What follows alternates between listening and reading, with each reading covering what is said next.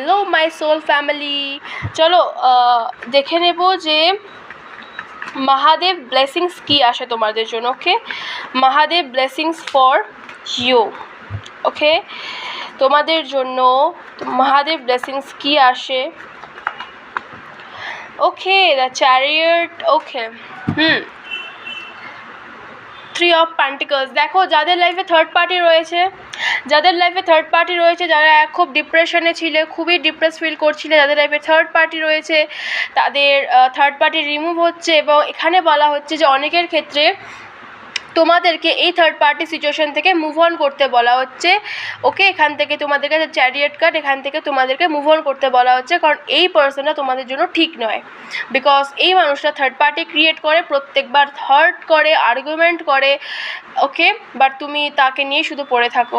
ওকে, but তোমাকে এখান থেকে বলা হচ্ছে মুভ অন করার কথা।